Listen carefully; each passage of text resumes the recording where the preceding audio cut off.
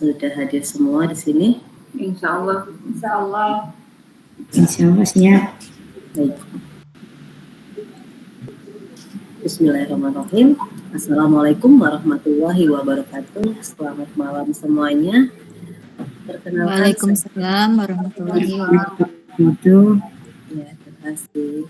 Perkenalkan, saya Novita Suryawati. Saya koordinator Ombel di sini, dan kebetulan pada malam hari ini saya akan membersamai Bapak sebagai moderator yang akan memandu acara webinar pada malam hari ini. Ya. Baik, sebelum kita lanjutkan, izinkan saya berpantun sejenak nih. Burung merpati terbang di awan. Cakep. Berduri.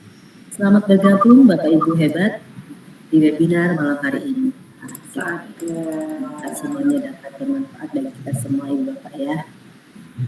Baik, untuk mempersingkat waktu, silakan Ibu Bapak bisa memposisikan untuk duduk sempurna. Kita akan bersama-sama mendengarkan lagu Indonesia Raya.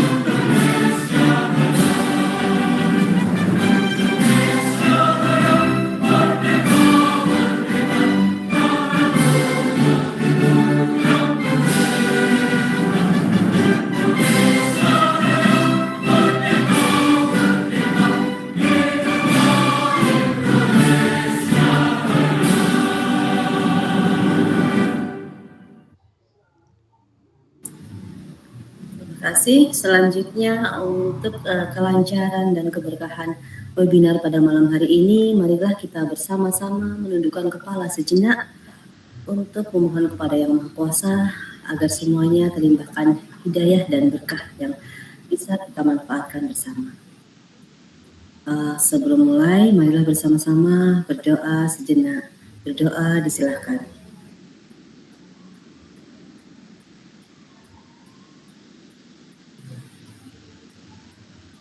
Berdoa selesai.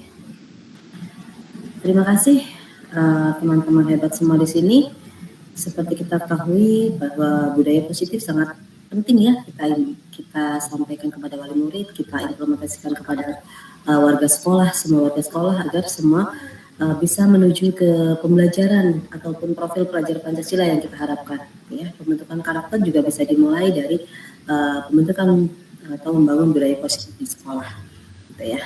Baik Ibu Bapak, sebelum kita lanjutkan, izinkan saya menginformasikan bahwa nanti kegiatan kita ini akan berlangsung kurang lebih sekitar 2 jam, gitu ya, webinar kita. Dan presensi daftar absen, gitu ya, link daftar absen akan dibagikan pada pukul 20.15 gitu ya. Kita kan sampai kurang lebih 20.30 waktu Indonesia Barat ya.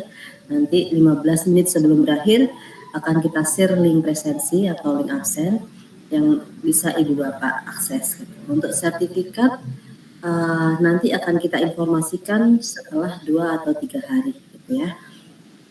Untuk linknya nanti kita share di grup komunitas ataupun bisa cek-cek di email gitu. Dan terkait kesepakatan lain, mohon nanti Bapak Ibu Bapak di sini bersama-sama kita menghargai para pemateri yang sedang memaparkan materinya untuk menonaktifkan mikrofonnya gitu ya. Jadi kita dengarkan bersama terlebih dahulu. Nanti pada sesi tanya jawab silakan Ibu Bapak bisa open mic untuk menyampaikan pertanyaan atau diskusi berbagi praktik baik juga boleh gitu ya.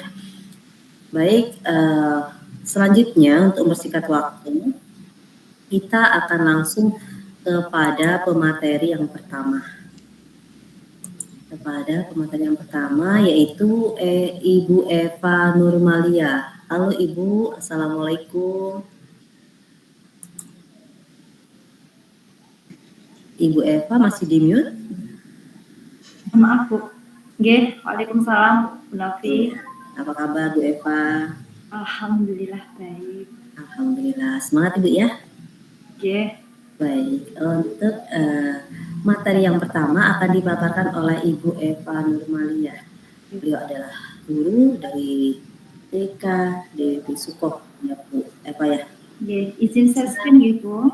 Iya, silakan Bu Eva, waktu dan kesempatan.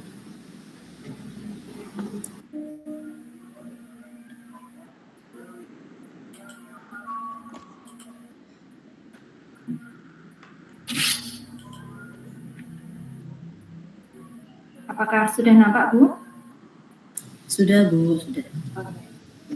Baik, terima kasih kepada Ibu Novi atas waktunya. Sebelumnya, Assalamualaikum warahmatullahi wabarakatuh. Waalaikumsalam warahmatullahi wabarakatuh. Ya. Waalaikumsalam warahmatullahi wabarakatuh. Waalaikumsalam warahmatullahi wabarakatuh. Yeah. Untuk menambah semangat Bapak Ibu pada malam hari ini, kita tepuk semangat dulu nggih Bapak Ibu semua. Biar menambah semangat, bisa open mic nggih untuk menambah semangat kita pada malam hari ini. Tepuk semangat. Hu. Ha. Hu. Ha. Terima kasih.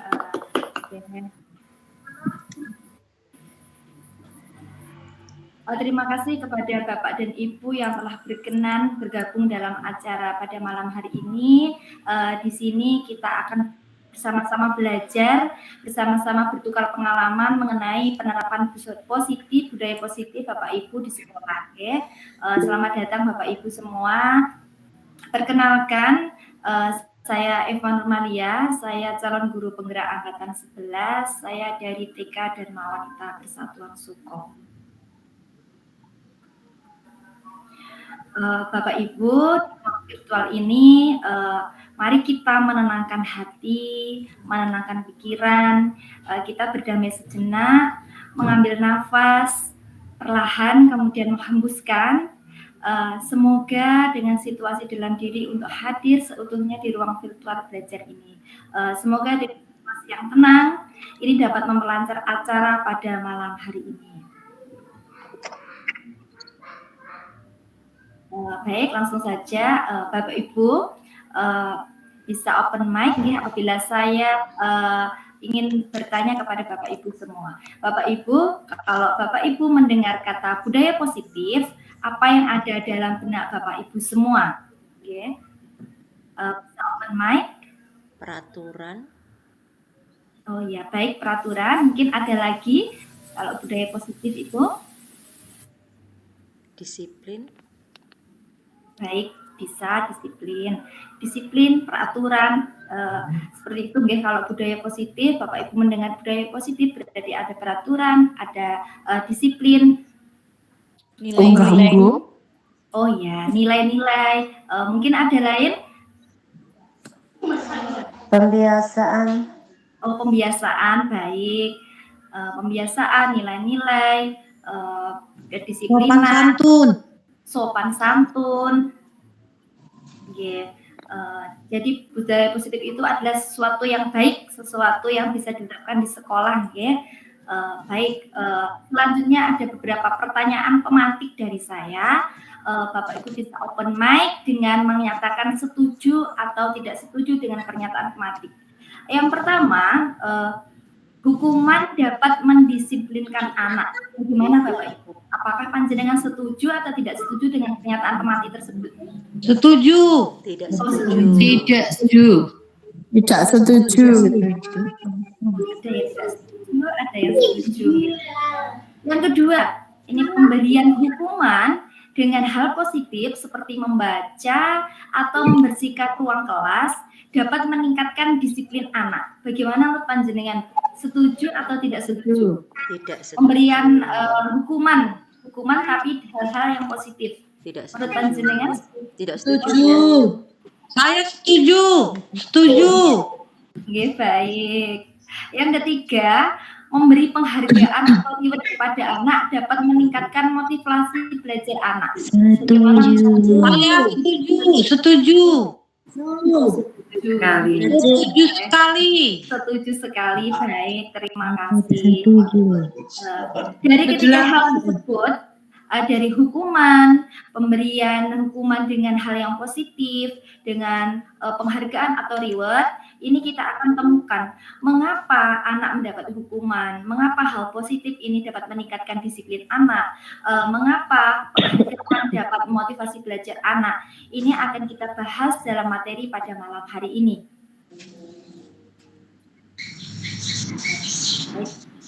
Selanjutnya adalah pembelajaran dengan paradigma baru. Tentunya Bapak Ibu semua tidak asing dengan kata-kata profil pelajar Pancasila, ya.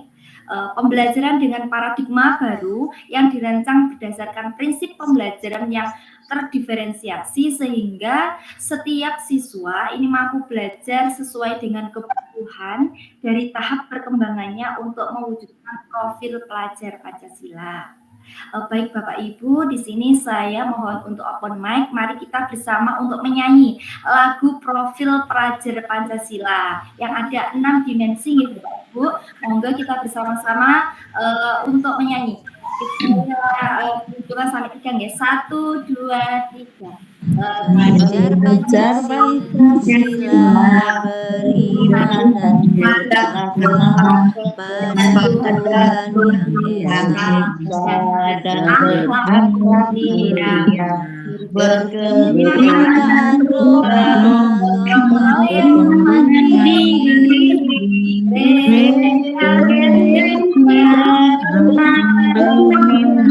Terima kasih Bapak Ibu.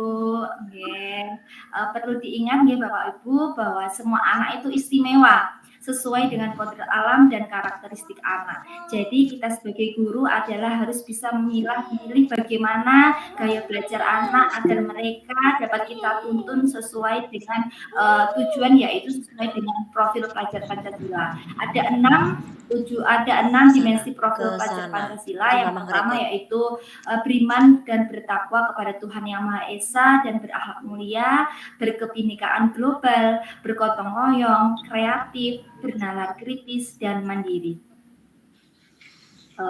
Selanjutnya adalah miskonsepsi tentang teori kontra. Baik Bapak Ibu, coba perhatikan gambar yang ada di sebelah kanan ini. Ini adalah yang pertama, ini ada yang depan ini saya ibaratkan sebagai robot ya. Robot ini diibaratkan sebagai murid itu sebagai robot. Kalau yang belakang ini adalah sebagai yang mengendalikan robot. Ilusi dari gambar tersebut, miskonsepsi tentang teori kontrol yaitu bahwa yang pertama, ilusi guru ini adalah bisa mengontrol murid. Ya. Yang kedua, ilusi bahwa semua penguatan positif, efektif, dan bermanfaat. Dan ilusi yang ketiga adalah bahwa kritik dan membuat rasa bersalah ini adalah mampu menguatkan karakter anak. Jadi kritik dari guru membuat anak merasa bersalah ini akan membuat mampu menguatkan karakter anak. Dan yang terakhir adalah ilusi bahwa orang dewasa atau kita sebagai guru berhak untuk memaksa anak. Ini sekali lagi, ini adalah miskonsepsi tentang teori kontrol.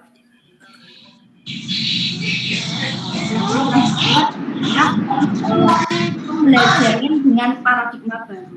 Siapa sesungguhnya yang memiliki kontrol? Ada stimulus respon dan teori kontrol atau teori pilihan. Yang pertama, kita mencoba mengubah orang agar berdampingan dengan kita. Sedangkan teori kontrolnya adalah kita berusaha memahami pandangan orang lain tentang dunia. Stimulus respon yang kedua adalah perilaku buruk dilihat sebagai suatu yang kesalahan. Sedangkan teori kontrolnya adalah semua perilaku ini memiliki tujuan. Jadi setiap perilaku yang dilakukan oleh anak itu memiliki tujuan. Yang ketiga, orang lain bisa mengontrol saya. Sedangkan teori kontrolnya adalah hanya saya yang bisa mengontrol diri saya sendiri. Untuk stimulus respon selanjutnya yaitu saya bisa mengontrol orang lain. Untuk teori kontrolnya adalah Anda tidak bisa mengontrol orang lain. Stimulus respon yang berikutnya yaitu pemaksaan ada pada saat bujukan gagal. Untuk teori kontrolnya yaitu kolaborasi dan konsensus menciptakan pilihan baru. Untuk stimulus respon yang terakhir yaitu model berpikir menang atau kalah. Sedangkan teori kontrolnya adalah model menang adalah menang. Untuk selanjutnya yaitu apakah makna kata disiplin? Bapak Ibu bisa open mic. Kalau menurut panjenengan, ketika mendengar kata disiplin, apa yang ada dalam benak panjenengan semua? Buat waktu. Patuh. Patuh, baik, terima kasih. Mungkin ada yang lain? Peraturan. Bertanggung jawab. Peraturan, Menaati semua aturan. Menaati semua aturan, baik, terima kasih. Disiplin itu berasal dari kata disiplina yang artinya adalah belajar. Disiplin ini mengacu pada disiplin diri yang memiliki tanggung jawab terhadap apa yang dilakukannya berdasarkan nilai-nilai yang diyakini. Jadi maksudnya kita bisa menggarisbawahi bahwa kata disiplin ini ada kata tanggung jawab terhadap apa yang dilakukan dan sesuai dengan nilai-nilai yang diyakini. Disiplin positif ini merupakan salah satu cara penerapan yang bertujuan untuk menumbuhkan kesadaran peserta didik tanpa penghargaan, tanpa imbalan atau tanpa ancaman dan hukuman. Jadi tugas kita sebagai pendidik adalah menuntun peserta didik yang memiliki disiplin diri sehingga berperilaku mengacu sesuai dengan nilai kebajikan universal dan memiliki motivasi intrinsik dalam perubahan perilaku yang lebih baik. Jadi tugas kita sebagai guru adalah memberikan motivasi kepada anak bagaimana anak ini tumbuh nilai intrinsik dalam dirinya untuk berperilaku lebih baik. Nilai-nilai kebajikan adalah sifat positif manusia yang merupakan tujuan mulia yang ingin dicapai setiap individu. Sifat nilai-nilai kebajikan ini bersifat universal, lintas bangsa, suku bangsa, agama, ataupun latar belakang. Dengan mengaitkan nilai-nilai kebajikan yang diyakini, maka motivasi intrinsik pada seorang anak akan terbangun, sehingga menggerakkan motivasi dalam diri untuk mencapai tujuan yang dimuliakan. Tujuan yang dimuliakan itu apa? Yaitu nilai kebajikan yang sesuai dengan profil pelajar Pancasila. Kita sebagai guru harus memotivasi, harus menuntut anak, yaitu dengan kita memberikan pemahaman kepada anak. Apa itu beriman dan bertakwa kepada Tuhan Yang Maha Esa dan berakhlak mulia? Apa itu mandiri? Apa itu bernalar kritis? Dan apa itu berkebinekaan global? Serta bagaimana cara bergotong royong dan kreatif. Kita harus bisa mendorong anak agar anak menanamkan nilai-nilai kebajikan sehingga anak tertanam tujuan dari profil pelajar Pancasila. Baik, untuk teori perilaku manusia itu setiap manusia memiliki motivasi dalam diri. Motivasinya adalah ada dua, yaitu motivasi secara ekstrinsik dari luar dan motivasi intrinsik yaitu dari dalam diri. Untuk motivasi ekstrinsik yaitu yang pertama untuk menghindari ketidaknyamanan atau hukuman. Dan yang kedua yaitu untuk mendapatkan imbalan penghargaan dari orang lain. Jadi anak itu melakukan sesuatu kalau dari motivasi ekstrinsik berarti anak itu bisa karena untuk menghindari hukuman atau ketidaknyamanan dan bisa anak itu karena untuk mendapatkan imbalan dari guru atau dari orang lain.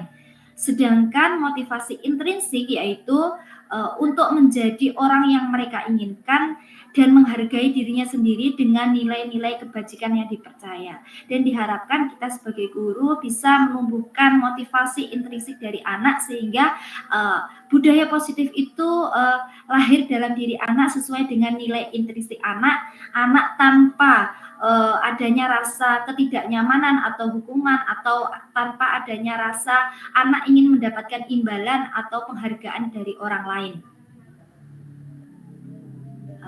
Baik Bapak Ibu, di sini ada tindakan guru dan ini bisa dikategorikan hukuman atau konsekuensi. Bisa minta tolong Bapak Ibu untuk open mic ya. Bapak Ibu, ini berikut tindakan dari guru. Yang pertama, mencatat 100 kali di dalam buku kalimat, saya tidak akan terlambat lagi karena hari ini saya terlambat ke sekolah. Ini menurut panjenengan termasuk hukuman atau konsekuensi nggih?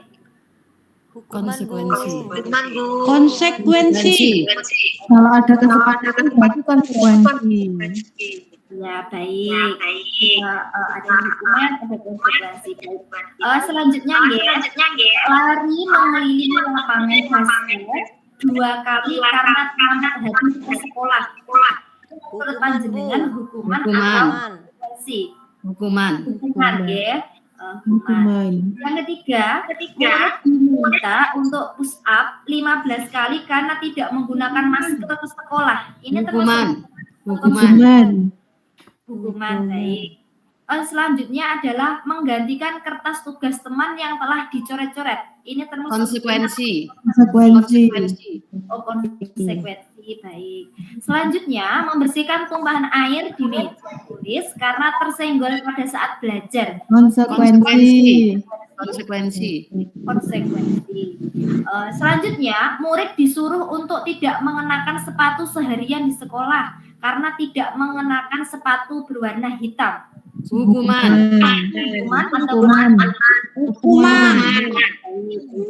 Selanjutnya, lari mengelilingi lapangan basket 2 kali lambat 10 menit untuk pelajaran PJUK.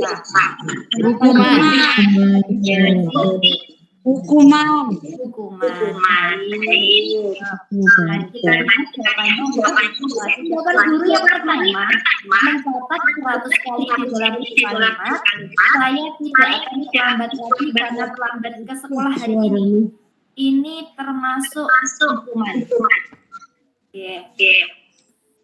Selanjutnya, lari mengelilingi lapangan basket 2 kali karena terlambat ke sekolah. Ini termasuk hukuman, karena lari. Yang ketiga, murid diminta untuk push up 15 kali karena tidak menggunakan masker ke sekolah. Ini juga termasuk hukuman. Dan selanjutnya, menggantikan kertas tugas teman yang telah tercoret-coret, ini termasuk konsekuensi. Selanjutnya, membersihkan tumpahan air di meja tulis karena tersenggol pada saat belajar, ini termasuk konsekuensi. Yang selanjutnya, ini murid disuruh untuk mengenakan sepatu seharian di sekolah karena tidak mengenakan sepatu warna hitam. Ini termasuk dalam hukuman. Yang selanjutnya yaitu lari mengelilingi lapangan basket 2 kali karena terlambat 10 menit untuk pelajaran PJUK. Ini termasuk dalam konsekuensi, ya. Baik, Bapak Ibu, ada perbedaan antara hukuman dan konsekuensi. Yang pertama, hukuman yaitu sesuatu yang menyakitkan harus terjadi. Menyakitkan dan harus terjadi. Untuk konsekuensi yaitu sesuatu yang harus terjadi.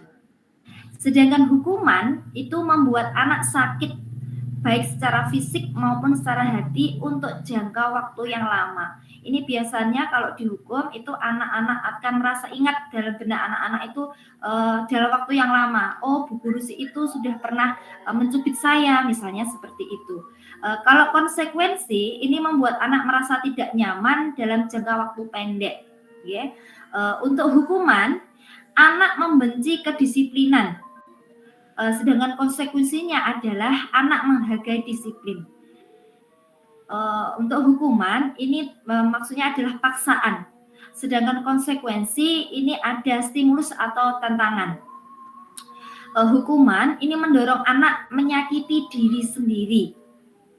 Untuk konsekuensi mendorong anak agar mudah menyesuaikan diri. Hukuman ini konsep diri yang buruk. Sedangkan konsekuensi ini konsep diri yang baik, ya. Hukuman ini anak belajar untuk menyembunyikan kesalahan. Sedangkan konsekuensi anak belajar untuk mematuhi peraturan. Hukuman ini marah, merasa bersalah, merasa dipermalukan, merasa tak dihargai. Sedangkan konsekuensi anak akan kehilangan haknya, dibuat tidak nyaman, diasingkan untuk sementara. Jadi ini beberapa perbedaan antara hukuman dan konsekuensi. Baik Bapak Ibu, untuk selanjutnya yaitu restitusi. Apa itu restitusi?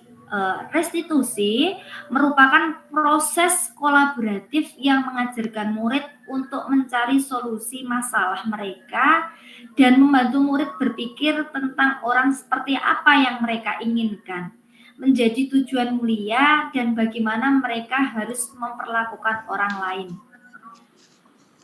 Proses kolaborasi yang mengajarkan murid untuk mencari solusi diri dan proses untuk menciptakan kondisi baik bagi murid untuk memperbaiki kesalahannya. Jadi restitusi ini adalah proses kolaborasi antara guru dengan murid ketika murid melakukan kesalahan, mencari solusi yang terbaik atas masalah mereka. Jadi guru tidak langsung bertindak, tetapi guru mencari proses yang terbaik melalui kolaborasi dengan anak. Selanjutnya yaitu tentang identitas gagal dan identitas sukses. Hukuman, konsekuensi, dan restitusi. Untuk hukuman, ini sesuatu yang menyakitkan dan harus terjadi. Untuk konsekuensi, itu sesuatu yang harus terjadi. Sedangkan restitusi, itu merupakan sebuah pilihan. Hukuman, itu merasa tidak nyaman, anak merasa tidak nyaman, dan jangka waktunya itu panjang. Sedangkan konsekuensi, ini anak merasa tidak nyaman, tetapi dengan jangka waktu yang pendek. Sedangkan untuk restitusi ini menguatkan murid atau anak dalam jangka waktu panjang karena tadi ada kolaborasi, ditanya baik-baik bagaimana terjadinya masalah. Ya. Untuk hukuman, korban mendapatkan keadilan. Atau ini maksudnya korban adalah anak. Ya. Untuk konsekuensi, anak bisa diabaikan. Sedangkan restitusi, anak bisa mendapatkan ganti atas apa yang ia lakukan. Hukuman, anak akan tersakiti karena sebuah hukuman. Sedangkan konsekuensi, anak dibuat tidak nyaman. Dan restitusi, anak akan mendapatkan penguatan dari guru. Perilaku untuk hukuman yaitu perilaku positif dan agresif ini bersifat mengikat. Untuk konsekuensinya yaitu penguatan hanya bertahan dalam jangka waktu yang pendek. Dan untuk restitusi, insya Allah masalah akan terpecahkan dengan baik. Untuk hukuman, sistem tidak akan berjalan bila murid tidak takut. Ini ini ada penekanan, ada rasa takut dalam diri anak. Untuk konsekuensi, ini memerlukan monitoring dan supervisi terus-menerus dari guru. Sedangkan untuk restitusi, ini murid belajar bertanggung jawab untuk perilakunya. Untuk hukuman, berlaku hanya pada sebuah institusi, tidak berlanjut pada kehidupan nyata, karena anak hanya akan merasa takut bila ada di sekolah. Yang selanjutnya untuk konsekuensi yaitu membantu penerapan mengikuti peraturan dalam masyarakat, dan restitusinya yaitu fokus pada pemecahan masalah dalam jangka waktu panjang.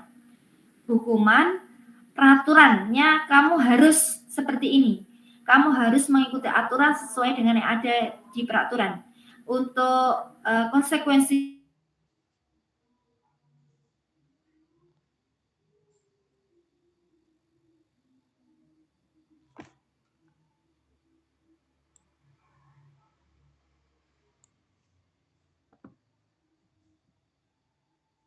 masalah ini. Baik, untuk selanjutnya yaitu murid atau anak membenci peraturan, hukuman. Untuk konsekuensi, anak akan menghormati peraturan. Dan untuk restitusi, murid atau anak akan menghargai dirinya dan orang lain.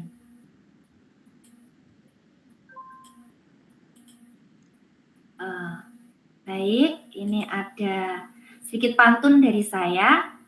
Ikan marlin di tepi aliran, lalu ditangkap menggunakan koran. Mari disiplin, taati aturan, jangan biasakan berbuat pelanggaran. Keren. Baik, Bapak Ibu, terima kasih atas waktu dan partisipasi dari panjenengan. Saya pribadi mohon maaf kalau ada kesalahan. Waktu saya kembalikan kepada Bu Moderator. Ya, terima kasih Bu Eva, luar biasa sekali. Ini kita kasih aplaus yuk buat Bu Eva. Baik Ibu Bapak, kita lanjutkan ke pemateri yang kedua ya. Untuk selanjutnya materi akan disampaikan oleh Ibu Rini Wulandari. Assalamualaikum Bu Rini. Waalaikumsalam Bu Novi. Ya, gimana kabarnya nih? Malam-malam masih semangat ya? Alhamdulillah masih Bu Novi. Terima kasih. Seperti teman-teman di sini semuanya masih semangat.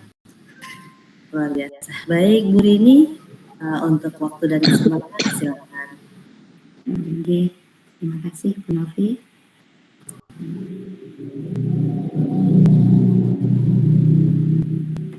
Pertanyaannya ditujukan kepada narasumber yang mana, boleh atau nanti kita akan diskusi bersama di sini. Silakan Ibu Bapak, monggo apabila ada pertanyaan. Ya, silakan Bu Meris. Oh ya, terima kasih Bu Novi atas waktunya. Saya akan menanyakan kepada Ibu Rini, Bu, tentang sebuah keyakinan kelas. Bu Rini? Ya, monggo Bu Meris. Oh ya, Bu Rini, yang saya ingin tanyakan adalah tentang keyakinan kelas ya Ibu ya. Karena kan di sini kan berhubungan dengan anak TK ya Bu ya. Pastinya kan kalau anak TK itu kan natural sekali. Nah, jadi yang saya tanyakan adalah bagaimana menciptakan atau membuat sebuah keyakinan kelas dengan anak TK itu seperti apa Bu? Karena kan saya sendiri kan dari SD ya Bu, kelas atas. Jelas-jelas anaknya sudah bisa kan, disuruh nulis atau mungkin mengungkapkan sesuatu sudah bisa. Tetapi kalau untuk anak TK itu apakah sudah memahami sebuah keyakinan kelas? Itu cara Ibu seperti apa? Terima kasih. Langsung saya jawab. Ya, terima kasih Bu Meris. Silahkan Bu Rini. Oke, saya akan langsung menjawab pertanyaan dari Bu Meris. Itu bagaimana membuat keyakinan kelas untuk anak TK, begitu ya Bu Meris ya. Ini keyakinan kelas yang saya buat di TK saya ya Bu Meris ya. Itu pertama kita meminta anak untuk duduk tenang terlebih dahulu. Nah, karena anak TK itu kan ada yang tidak seperti SD. Ayo duduk, semuanya duduk. Ya, kalau anak TK itu ada duduk ya duduk, tapi yang lainnya ada yang Nah, kita ajak duduk dulu, terus kemudian kita beri pertanyaan pemantik. Misalnya sebelum berdoa bagaimana sikap kita. Nah, nanti anak-anak akan menjawab, beberapa anak akan menjawab dengan pendapat mereka masing-masing. Misalnya harus duduk tenang Bu, misalnya tidak boleh rame Bu. Nah, seperti itu. Nah, dari pendapat anak-anak tersebut kita tulis di kertas Bu. Nah, kita tulis di kertas plano yang kalau anak-anak kan belum bisa menulis ya Bu. Jadi harus gurunya, harus saya yang menulis. Nah, nanti kita tempelkan di dinding. Seperti itu Bu Meris. Kalau untuk usia TK, jadi kita ajak tenang dulu, baru kita beri pertanyaan. Seperti itu. Bagaimana Bu Meris? Oh iya Bu Rini, ya terima kasih. Mungkin saya sedikit, saya tuh pernah melihat Ibu Rini. Mungkin cuma sedikit pengalaman gitu aja ya Bu Rini ya. Seperti saya melihat, nah menurut saya itu juga ada tambahan Bu Rini, bisa menggunakan sebuah media yang lucu, karena kan anak kecil itu suka sesuatu yang kalau interaksinya seperti boneka yang di tangan itu. Seumpama kita kan, Iya. kita kan membuat sebuah keyakinan. Jadi kan kita ibaratkan seumpama yang pertama membuang sampah pada tempatnya, seumpama biar anak itu mau mencontoh atau seperti apa, karena mungkin anak TK ya Bu Rini ya. Kita Iya. bisa berinteraksinya dengan apa? Dengan boneka yang lucu, kita ibaratkan dia sedang berkomunikasi. Nah, kita bisa membuat pertanyaan pemantiknya dari itu. Mungkin bisa jadi nanti anak-anak menjadi lebih mau aktif, lebih termotivasi seperti itu. Kalau itu cuma tambahan dari saya Bu Rini, karena itu pengalaman saya pernah melihat dari teman-teman yang lain. Oh, sepertinya itu asik, karena saya tahu sendiri juga kalau anak-anak tuh, anak TK kelas bawah itu menyukai sesuatu yang lebih konkret seperti itu. Ya, terima kasih Ya. Bu Meris atas pendapatnya. Nanti insya Allah nanti bisa saya terapkan di sekolah saya seperti itu. Terima kasih. Mungkin Bu Ida mau menambahkan, silakan Bu Ida. Baik, terima kasih atas waktunya. Memang kita kalau di TK itu pertanyaan pemantiknya itu yang menjadi kata kunci buat anak-anak bisa membuat keyakinan. Mungkin kita juga bisa membawa gambar kecil, misalnya ada anak yang bertengkar, nah semacam itu. Kemudian kita tanyakan, ini apa? Bagaimana kalau bertengkar itu boleh apa tidak? Ya memang kita bahasanya yang dimengerti anak memang langsung ke peraturan, bukan keyakinan kayak gitu ya. Karena mereka apa tuh yang diyakini itu bahasanya apa, yang diyakini mereka malah bingung sendiri nanti. Nah, kita di akhir misalnya melaksanakan restitusi tersebut, kita tetap pada bahasa yang diterima anak, aturannya gimana? Tidak boleh bertengkar misalnya. Terus kemudian seperti tadi membuang sampah itu tadi kita ibaratkan membawa sebuah gambar dengan sampah yang berantakan misalnya, kita tunjukkan ke anak ini bagus enggak, kita seharusnya bagaimana. Nah, baru kita tuliskan tidak boleh membuang sampah. Mungkin seperti itu tambahan dari saya. Terima kasih Bu. Terima kasih Bu Ida. Bu Meris juga terima kasih untuk berbagi praktiknya. Silakan Ibu Bapak yang lain, apabila ada pertanyaan bisa disampaikan atau juga mau berbagi praktik baik juga boleh. Silakan Ibu Melinda Ticahyani. Boleh open mic, silakan disampaikan. Ya, terima kasih. Saya mau tanya ke Bu Rini. Yes, silakan Ibu. Tadi Bu Rini menjelaskan tentang kebutuhan dasar dan dunia berkualitas, betul Ibu? Tadi sepertinya yang kebutuhan yang dunia berkualitas belum dijelaskan atau saya kurang mendengarkan. Tolong dijelaskan apa itu dunia yang berkualitas. Terima kasih.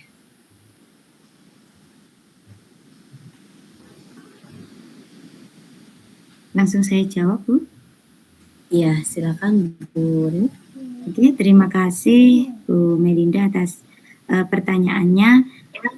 Bagaimana apa dunia berkualitas itu, seperti itu nggih Bu Melinda. Dunia berkualitas itu adalah tempat khusus dalam pikiran Anda. Tempat Anda menyimpan gambaran representasi dari semua yang Anda inginkan. Bisa berisi orang-orang, hal-hal dan apa saja yang terbaik dalam hidup Anda dan membuat Anda merasa bahagia dan terpenuhi kebutuhan dasar Anda, seperti itu. Bagaimana Bu Melinda? Bu Melinda, sudah memenuhi? Iya, contohnya seperti apa ya Bu Dini? Bisa dicontohkan? Contohnya seperti ya.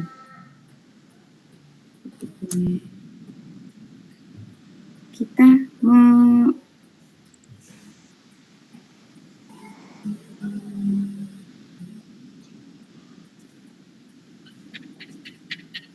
seperti halnya misalnya anak-anak bermain, itu merupakan seperti kesenangan seperti itu. Itu kan dapat membuat merasa Anda bahagia seperti itu dan terpenuhi kebutuhan dasarnya seperti itu. Mungkin ada yang mau menambahi? Ya, mungkin silakan narasumber yang lain apabila akan menambahkan, dipersilakan Bu.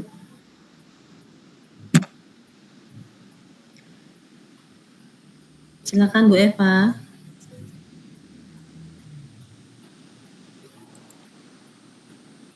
Open mic Bu Eva. Mohon maaf Bu. Okay. Tentang dunia yang berkualitas. Ini menurut saya adalah dunia yang berkualitas sendiri itu adalah tempat ya, tempat khusus di pemikiran anak-anak, terutama pada murid kita. Misalnya saya ingin mempunyai gambaran tentang diri saya itu yang seperti apa. Ketika saya belajar bersama Bu Guru itu saya ingin seperti apa? Oh, saya ingin mendapatkan kasih sayang dari Bu Guru. Saya ingin intinya itu anak itu menginginkan hal yang seperti apa dari gurunya. Jadi guru di sini adalah juga harus memfasilitasi, menuntun anak apa yang menjadi keinginan anak harus kita fasilitasi sesuai dengan karakteristik anak. Seperti itu. Ya, terima kasih Bu Eva. Bu Melinda bagaimana? Iya, terima kasih. Terima kasih Bu. Silakan Ibu Bapak yang lain. Apabila ingin berbagi praktik baik, boleh silakan ya, agar bisa menginspirasi teman-teman yang lain di sini.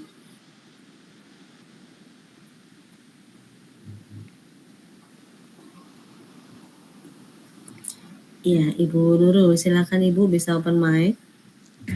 Kan juga.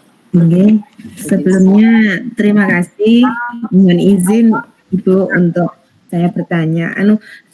Lebih ke bukan bertanya Ibu, ini mohon untuk diberikan pencerahan terkait dengan hukuman dan juga konsekuensi. Nah, ketika kita dalam membuat kesepakatan di dalam kelas, misalnya Bu, ini yang sudah saya lakukan. Kita membuat kesepakatan dengan anak-anak bahwasanya di dalam kelas sebelum memulai pembelajaran kita membuat kesepakatan bahwasanya bagi anak yang tidak menyelesaikan tugasnya ataupun membuat gaduh di dalam kelas, nah nanti kita membuat kesepakatannya bagi yang melanggar nanti gini Bu, kalau yang tidak menyelesaikan atau membuat gaduh dia akan membuat tulisan saya tidak akan membuat gaduh lagi, misalnya ditulis 10 kali. Nah, ini untuk penerapan yang sudah saya lakukan itu sudah betul ataukah masih kurang gitu, Bu? Nah, ini mohon pencerahannya. Terima kasih. Baik, terima kasih Bu Nurul. Sepertinya lebih mengerucut pada Bu Ida ini ya pertanyaannya. Boleh, monggo silakan Bu Ida atau Bu Eva, Bu Rini dulu silakan.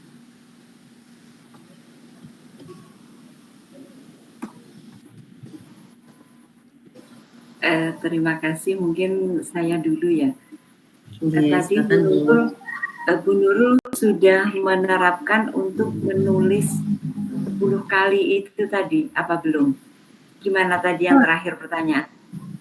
Kita kan sudah membuat kesepakatan di dalam kelas bahwasanya antara ketika ada teman yang membuat do di dalam kelas, nah itu kan membuat proses pembelajarannya kan terganggu tuh Bunda.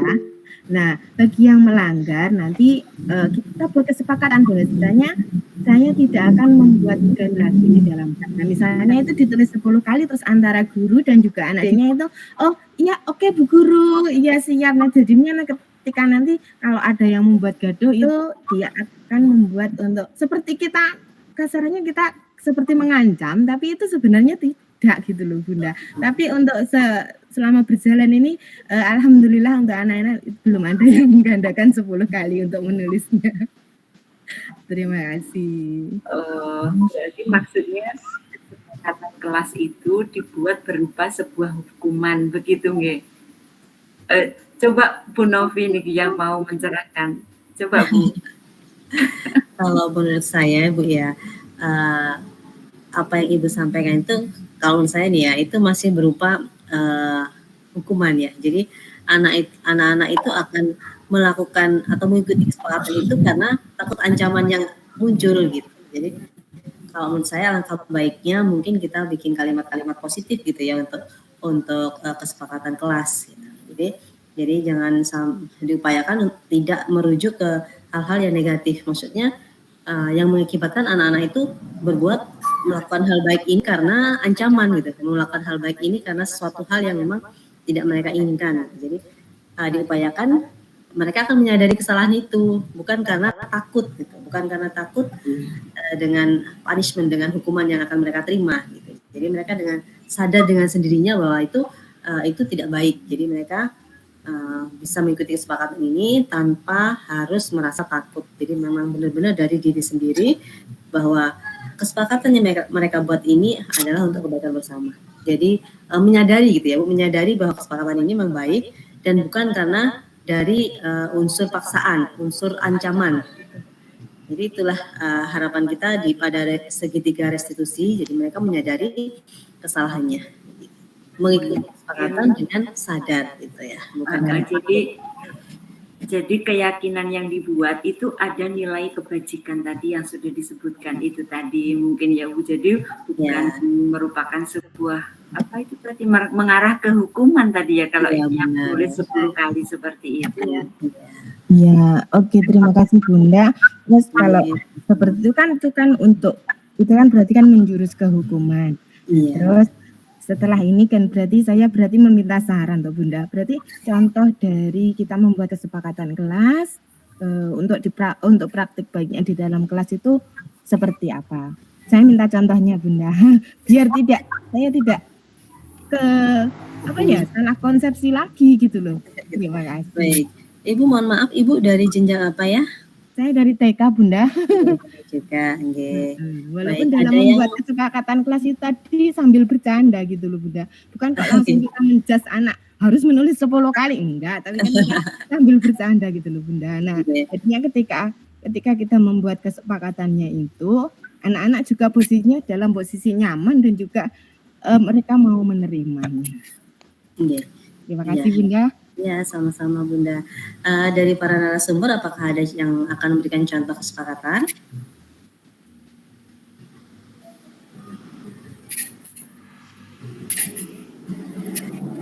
Kalau di saya Bu ya, saya upayakan memberikan kalimat-kalimat positif. Gitu ya. Misalkan teman-teman setelah kita melakukan kegiatan, sebaiknya kita ngapain ya, gitu kan? Kita tawarkan kepada anak untuk membuat kesepakatan. Tidak bertengkar Ibu gitu. Nah, kata tidak bertengkar ini kan masih kalimat negatif ya. Upayakan kita jadikan kalimat positif. Gitu ya. Kita bermain bersama Ibu, kita bersabar ataupun bersabar menunggu giliran gitu ya. Kita upayakan kalimat-kalimat positif itu muncul gitu. Kita bersabar Ibu, kita menghargai gitu kan. Kadang anak-anak kan kalau ada kata tidaknya, takutnya kata tidaknya ini yang melekat gitu. Jadi kita upayakan mereka mendengarkan kalimat-kalimat positif aja. kita tawarkan kepada teman-teman, kepada murid-murid kita itu kalimat-kalimat positif yang memang mereka pahami dengan bahasa sederhana tentunya ya, kalau kita di jenjang TK yang mereka bisa pahami, dan itu kita sepakati gitu ya. Itu Ibu kalau dari saya. Mungkin ada yang menambahkan?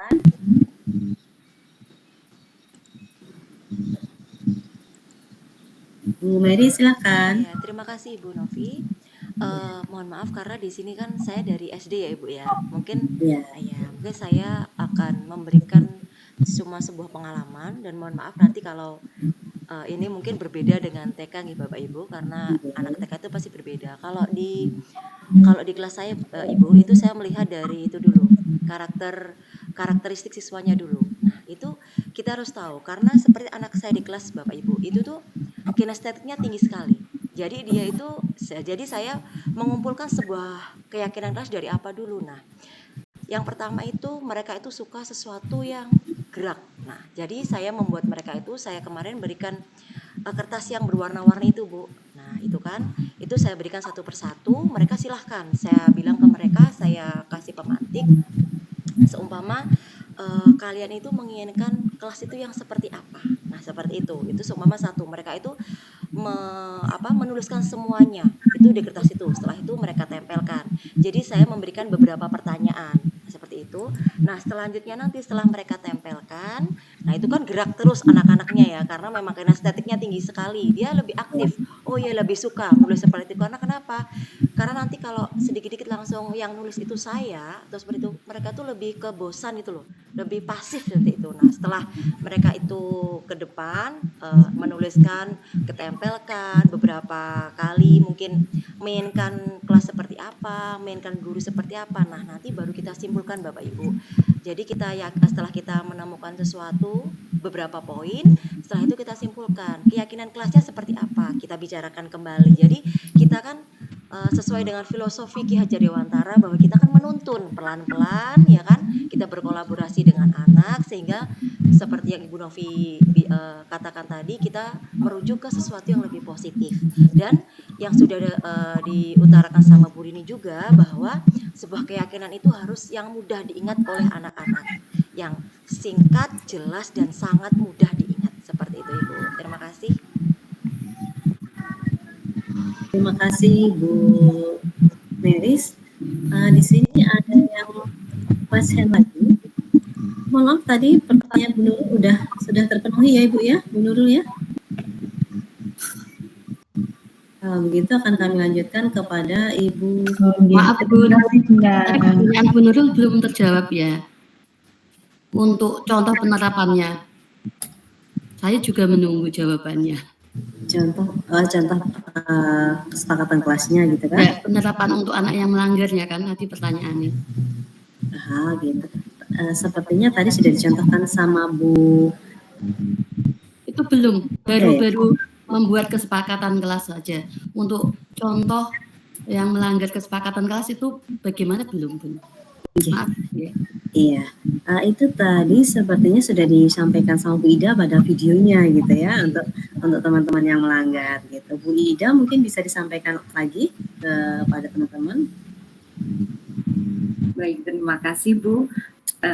Untuk contoh penerapan itu seperti yang ada di video tadi ya, yaitu penerapan segitiga restitusi itu tadi. Ya memang itu untuk kelas yang kinestetik super kayak Bu Meris tadi, mungkin di kelasnya Bu Nurul juga seperti itu, dengan anak yang mayoritas itu anaknya cowok, jadi kinestetiknya tinggi. Mungkin untuk penerapan restitusi memang harus perlu kesabaran yang luar biasa. Dia juga memakai segitiga restitusi tersebut, Ibu Sriwati tadi ya. Nah, untuk penerapan yang melakukan atau melanggar kesepakatan kelas tadi. Nah, dan Bu Sriwati mungkin bisa diterima? Diajak ngobrol intinya Ibu ya, diajak ngobrol alasannya kenapa gitu.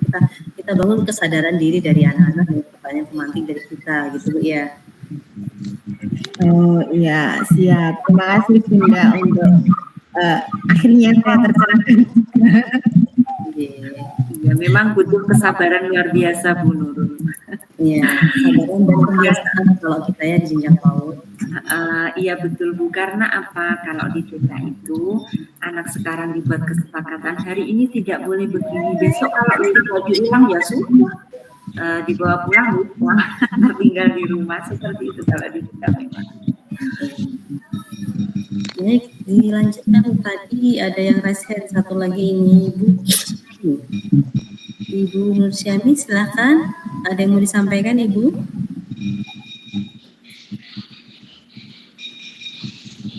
Halo Ibu Nursyami, raise hand atau kepencet nih ya Ibu? Baik, mungkin sambil menunggu Ibu Nursyami, teman-teman yang lain, Ibu Bapak yang lain, ada yang mau disampaikan atau didiskusikan atau sharing bersama tentang praktik baik di lembaga masing-masing, monggo silakan.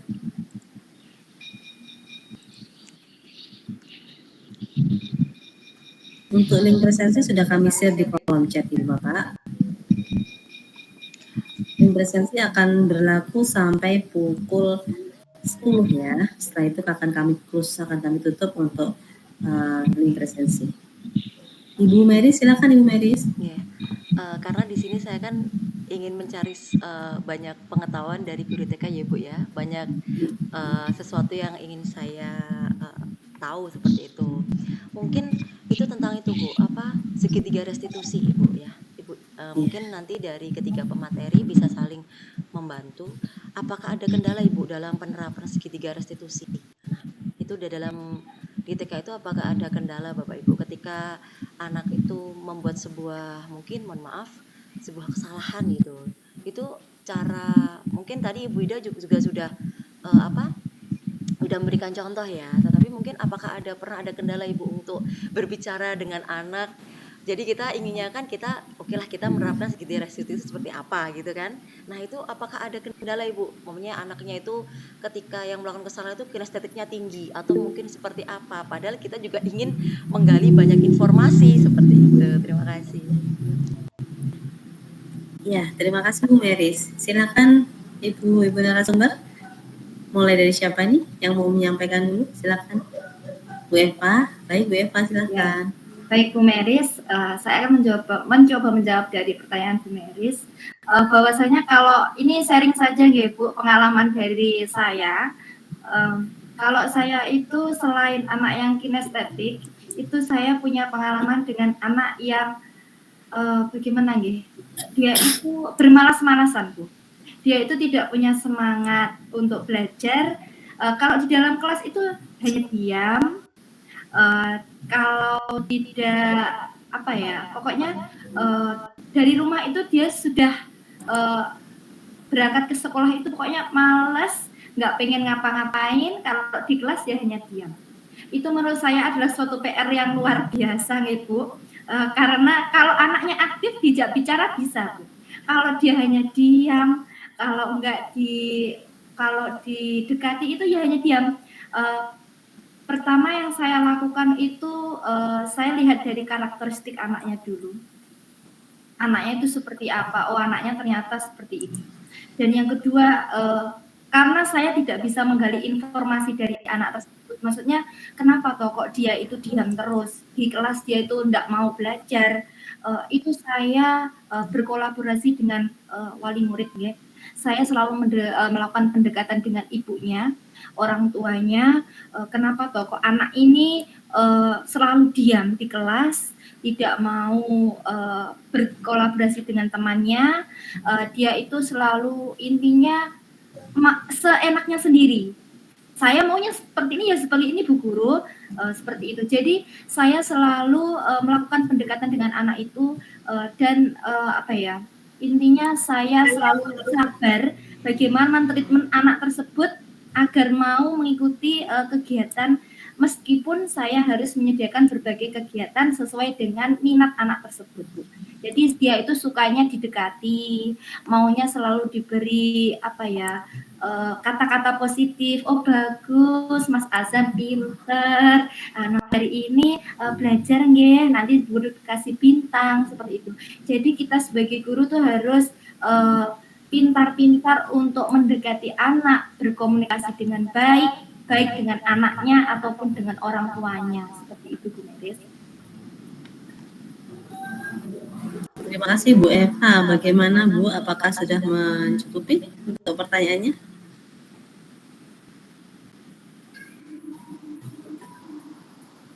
Baik, terima kasih. Bu Ida menambahkan, silakan Bu Ida. Terima kasih. Nah, itu kebalikannya dengan Bu Eva ya. Ini ada anak emang sifatnya apa ya? Dia tahu Kak, sepertinya dia punya kebutuhan perhatian, tapi ketika kita kasih perhatian, dia ngelunjak lagi. Butuh perhatian, dia ketika kita perhatikan itu ngelunjak lagi. Begitu Bu, kita juga kewalahan dengan anak ini. Ketika nanti dia melakukan kesalahan, terus mau kita restitusi seperti ini, tadi apa yang sudah dilakukan, itu betul apa tidak, dia tahu. Kadang malah jawabnya, biarin. Seperti itu Bu. Kalau di TK Masya Allah sungguh luar biasa. Jadi sebenarnya yang sudah Bapak Ibu lakukan itu saya percaya itu sudah luar biasa. Jadi mungkin kita butuh metode lagi, bersabar lagi, kemudian kita ganti metode lagi, kita kembalikan sabar lagi. Mungkin seperti itu kalau yang di TK itu yang saya alami. Iya, betul. Oke. Terima kasih Bu Ida. Bagaimana Bu? Sampun nggih? Sampun Ibu, terima kasih banyak atas pengalamannya.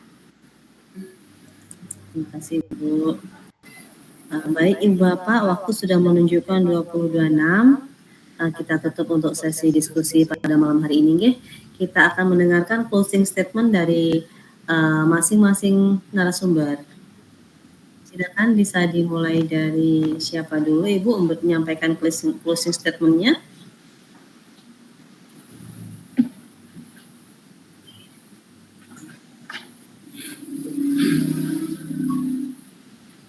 Bu Eva, silakan. Ya, baik Bu. Untuk akhir dari closing statement saya yaitu bahwasanya setiap anak itu istimewa dan sesuai dengan kodrat alam dan karakteristiknya. Jadi kita sebagai guru, kita harus bisa memberikan treatment, bisa membimbing anak sesuai dengan karakteristik mereka dan sesuai dengan tujuan, yaitu sesuai dengan profil pelajar-pelajarnya. Terima kasih. Terima kasih Bu Eva, luar biasa. Silakan dilanjutkan Bu Rini.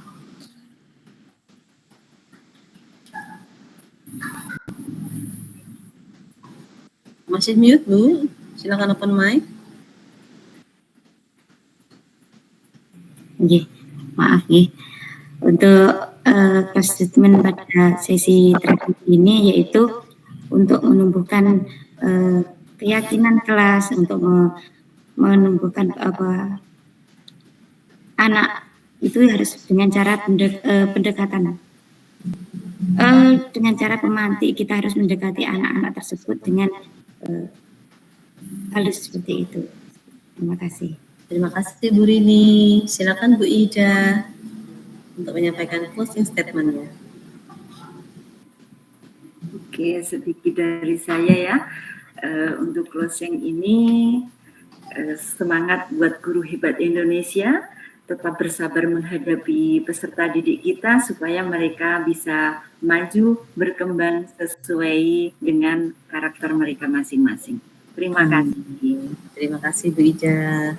Baik Ibu Bapak semua, kita sudah melalui setiap sesi pada webinar malam ini. Semoga webinar kita bermanfaat bagi semuanya, dan kami harapkan Ibu Bapak akan bergabung kembali di webinar-webinar kami selanjutnya. Baik, sebelum saya akhiri, singkat saya berpantun sejenak.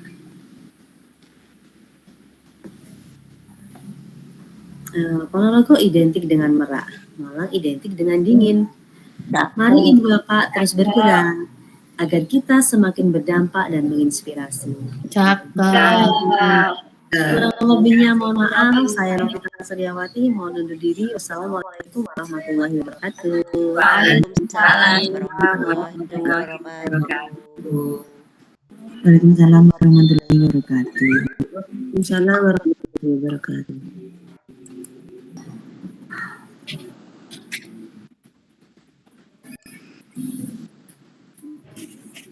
Ring presensi.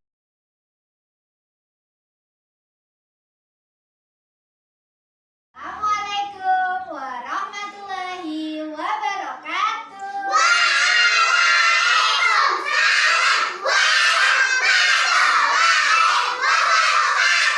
Terus hari ini semangat semua. Selamat pagi anak-anak. Sobahal khair. Good morning student. How are you? Oke, hari ini semangat. Kita semangat dulu, tepuk semangat ya. Tepuk semangat.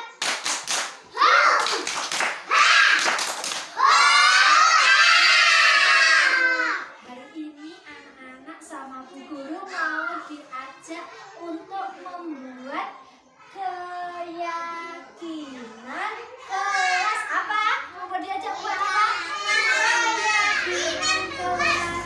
Keyakinan kelas itu adalah hal-hal baik yang menjadi harapan anak-anak dan harapan Bu Guru selama anak-anak berada di sekolah dan di kelas ini. Siap? Siap!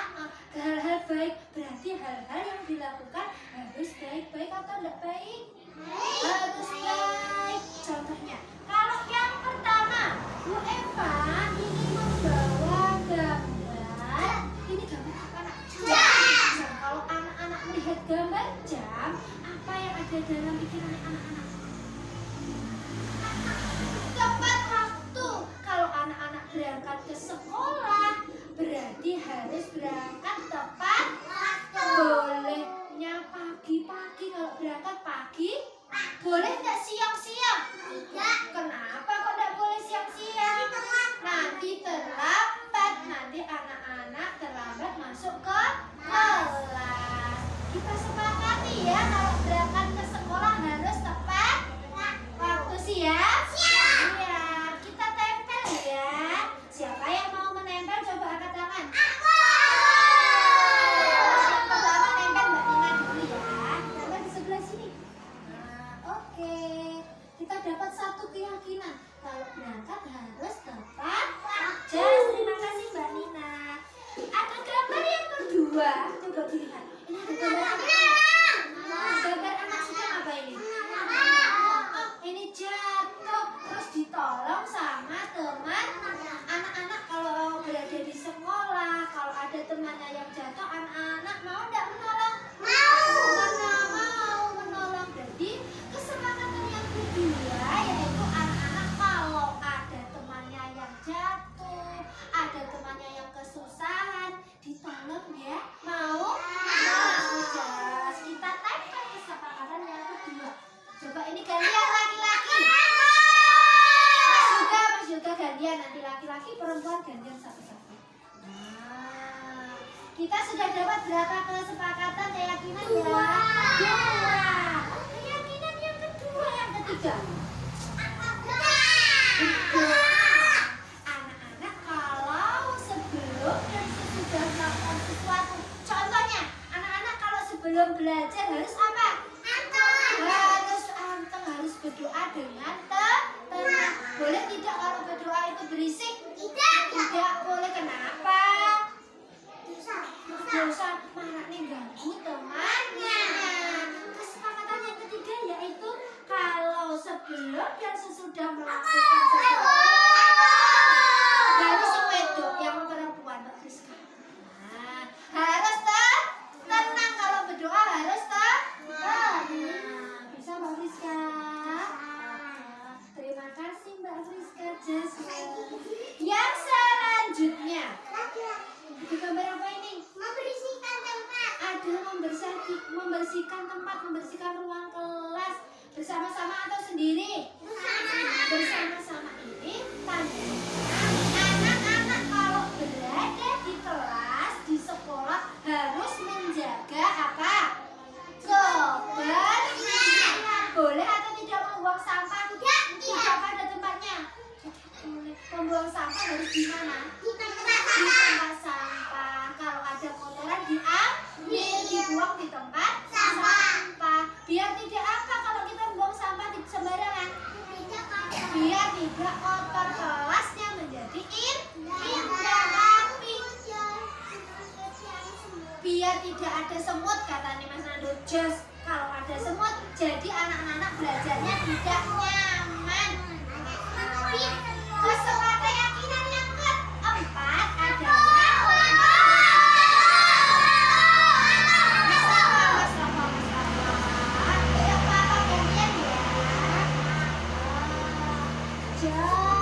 tepuk tangan untuk Mas Rafa. Yang ini ada gambar apa tuh?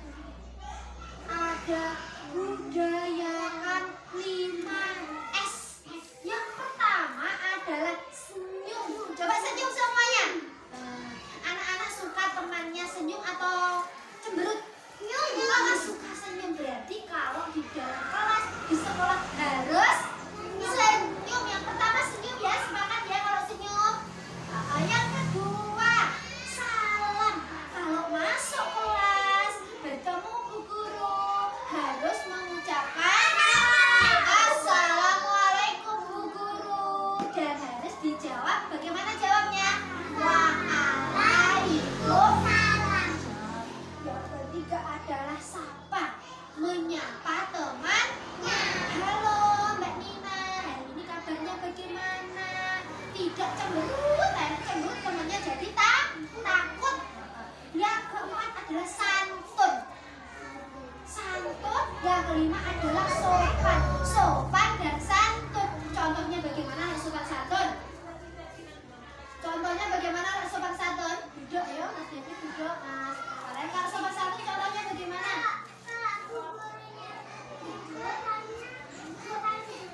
Kalau Bu Gurunya duduk, salingnya sambil duduk. Kalau Bu Guru duduk, anak-anak boleh nggak berdiri di depannya Bu Guru? Tidak, itu tidak sopan. Jadi anak-anak harus menjaga sopan santun. Terus nggak boleh lari-lari kalau Bu Guru duduk. Harus sopan santun. Anak-anak mau sopan santun? Mau senyum? Mau salam? Mau menyapa teman-teman? Mau. Just kesepakatannya adalah 5S, Napa? Apa saja tadi? Senyum, salam, sapa, sopan, dan santun. Coba ini yang menempel Mas Ki. Tempel di sini. Kita ulangi lagi keyakinan kelas kita. Ada berapa ya? 1, 2, 3, 4, 5. Yang pertama anak-anak apa ini? Jam. Nanti kalau datang ke sekolah harus tepat waktu. Yang kedua saling menolong. Yang ketiga bagaimana antar Bu Guru just. Yang keempat membersihkan kelas, tidak membuang sampah di sembarang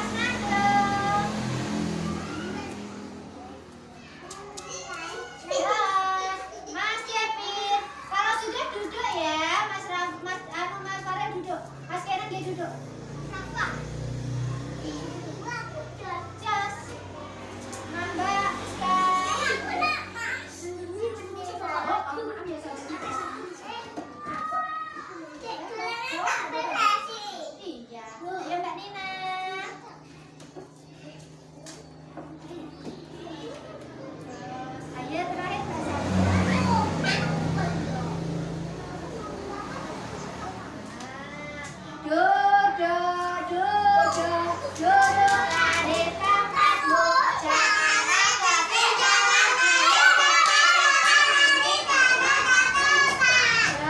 hari ini kita membuat apa tadi namanya? Keyakinan kelas. Yang pertama tadi apa? Jangan datang tepat waktu. Yang kedua menolong. Yang ketiga berdoa. Yang keempat yang kelima S. Anak-anak tadi sudah cap jempol, berarti anak-anak siap melakukannya. Siap? Janji lo ya sama Bu Guru.